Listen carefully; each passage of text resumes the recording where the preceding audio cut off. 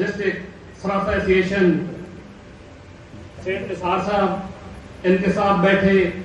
District Saraf association اٹک جناب ملک افضل صاحب، قاضی نبیر صاحب، اور اسٹیج پر موجود ڈسٹرکٹ صدر محمد افتخار صاحب، سرپرست اعلیٰ حاجی حنیف صاحب، معزز ممبران سراف ایسوسیشن، میرے میڈیا کے بھائی، سب کو السلام علیکم۔ میں اپنی بات کا آغاز اس حدیث مبارکہ سے کروں گا، اعمال کا دار و مدار نیتوں پر ہے۔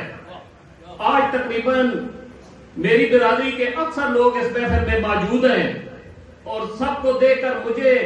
میرے دادا مرحوم حاجی عبدالرحمان کا وہ گزرا دور یاد آ گیا جب انہوں نے راجپوت خاندان کے اہم بزرگوں کو ایک جگہ اکٹھا کیا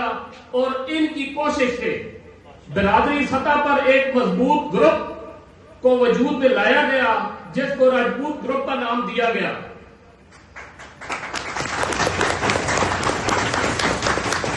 آپ سب جانتے ہیں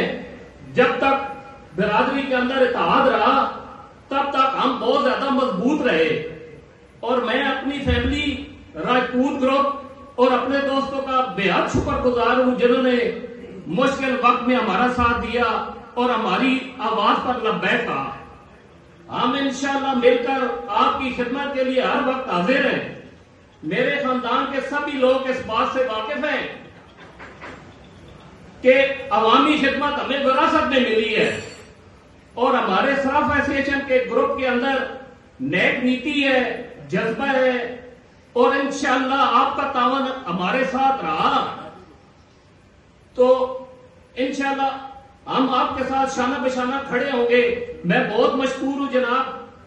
سرپرست اعلیٰ حاجی محمد حنیف سراف صاحب کا، شیخ ناصر صاحب کا، خالد محبوب صاحب کا،